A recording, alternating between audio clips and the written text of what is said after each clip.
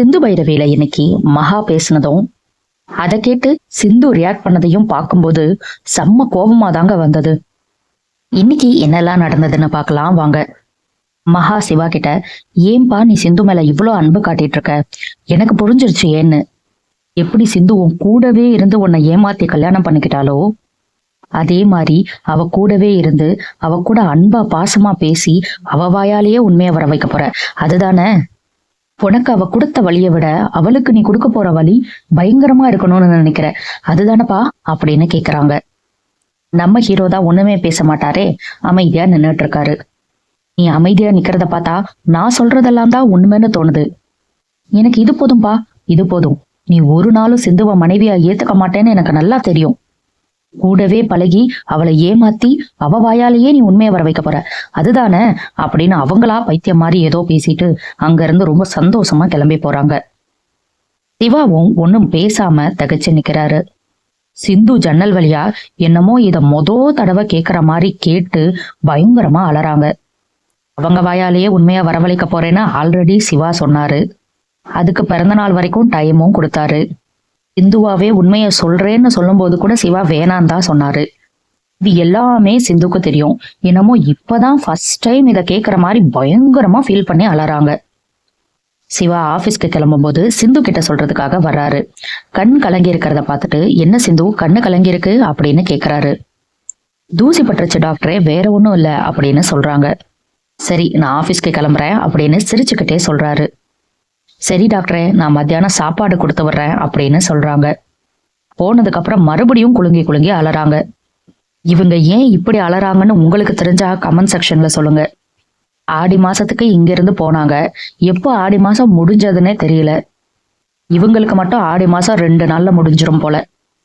இங்க மகா அவங்களாவே பேசிட்டு அவங்களாவே ஒரு முடிவெடுத்துட்டு அவங்களாவே ரொம்ப சந்தோஷப்பட்டு கோயிலுக்கு போய் பிரசாதத்தை எடுத்துட்டு வந்து எல்லாருக்கும் தர்றாங்க. என்ன மகா இன்னைக்கு ரொம்ப சந்தோஷமா இருக்க போல அப்படின்னு மகாவோட ஹஸ்பண்ட் கேக்குறாரு. என் பையன் சீக்கிரமா சிந்துவை இந்த வீட்டை விட்டு விரட்டிடுவான் அப்படின்னு மனசுக்குள்ளேயே நினைச்சு சிரிக்கிறாங்க. எப்படிதானோ சிவா ஆமா இல்லைன்னு ஒரு வார்த்தை கூட பேசல, இவங்களாவே நினைச்சு இவங்களாவே சிரிச்சுக்கிறாங்க. நான் மகா வெளியே சொல்லும் போது, காயத்ரிக்கு நிச்சயதார்த்தம் நடக்க போதில்ல, அதை நினைச்சுதான் சந்தோஷமா இருக்கேன் அப்படின்னு சொல்றாங்க. பைரவி இந்த கேப்ல வந்து, நான் ஃப்ரெண்ட்ஸோட கெட் டுகெதர் ஒண்ணு இருக்கு, புதுக்கோட்டை வரைக்கும் போகணும், போயிட்டு வரேன்னு சொல்றாங்க. ஆறுமுகத்துக்கு கூட போற மாதிரி இருந்தா போமா, தனியாலாம் வேணாம் அப்படின்னு அன்னபூர்ணி சொல்லிடுறாங்க. சரிங்கத்த, நான் ஆறுமுகத்துக்கிட்ட பேசி பாக்குறேன்னு பைரவி உள்ள போயிடுறாங்க. மகா உடனே, பைரவிக்கு ஆறுமுகத்து கூட போறதுக்கு விருப்பம் இல்லையே ஒண்ணுமோ அப்படின்னு சொல்றாங்க. உடனே சிவாவோட அப்பா, அதான பார்த்தேன், இன்னும் நீ எதுவும் பேசலையேன்னு நினைச்சேன்.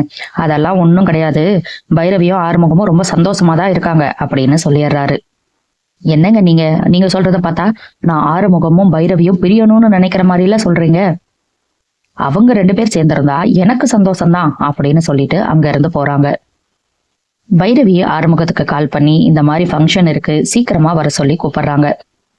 டிப் டாப்பா கிளம்பி வந்துடுறேன் பைரவி அப்படின்னு சொன்னோன்னே, நீ வந்து உள்ளெல்லாம் வர வேணாம், வெளியே இருந்தாலே போதும் அப்படின்னு பைரவி சொல்றாங்க. ஏன் இவ எப்படி சொல்றா, ஒருவேளை நம்ம வேஷ்டி கட்டிட்டு வர்றனால அப்படி சொல்றாளோ, இதுக்கு ஒரு ஐடியா பண்ணுவோம் அப்படின்னு யோசிக்கிறாரு ஆறுமுகம். சிவா சாப்பிட்ற நேரம் வருது. அங்க இருக்கிறவரை கொண்டு வந்து சாப்பாடு வைக்கிறாரு. சிந்து வரலையா அப்படின்னு சிவா கேக்குறாரு. மேடம் கொண்டு வந்து சாப்பாடை கொடுத்துட்டு கிளம்பிட்டாங்கன்னு சொல்றாரு. சிந்து எப்பயுமே பரிமாறாம போக மாட்டாளே, எப்படி இப்படி கொடுத்துட்டு போனா அப்படின்னு சிவா யோசிக்கிறாரு. உடனே சிந்துக்கு காலும் பண்றாரு. ஆனா சிந்து போன் அட்டன் பண்ற மாதிரி இல்ல. என்னால உன்கிட்ட பேச முடியாது டாக்டரே, என்ன மன்னிச்சிரு அப்படின்னு போனை பார்த்தே பேசிட்டு போனை கட் பண்ணிடுறாங்க. சிவாவும் என்ன ஆச்சுன்னு தெரியலையேன்னு யோசிக்கிறாரு.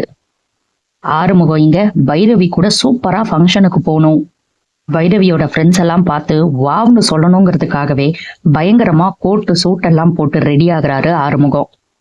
அப்பா நம்ம செம்மையா இருக்கோமே, அம்மா கிட்ட சொல்லி நம்மளை சுத்தி போட சொல்லணும்னு அவரே தனியா கார்ல பேசிக்கிட்டு ரொம்ப ஜாலியா வராரு.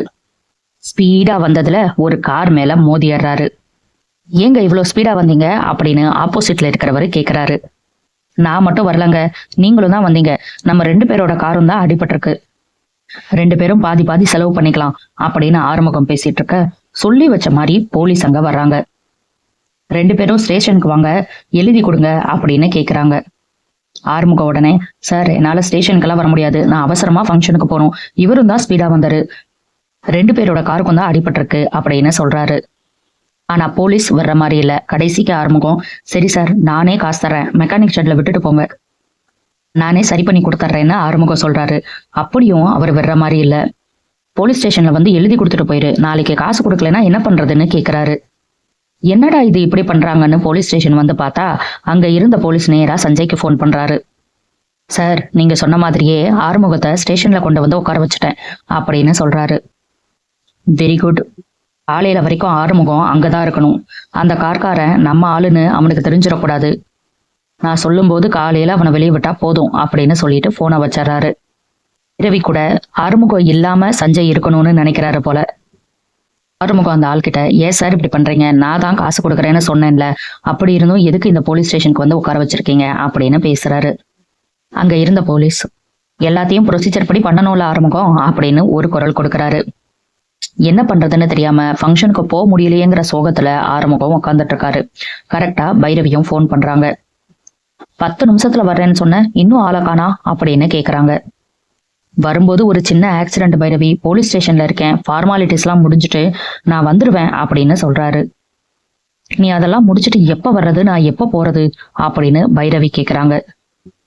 இதோட இன்னைக்கு எபிசோட முடிச்சுட்டாங்க.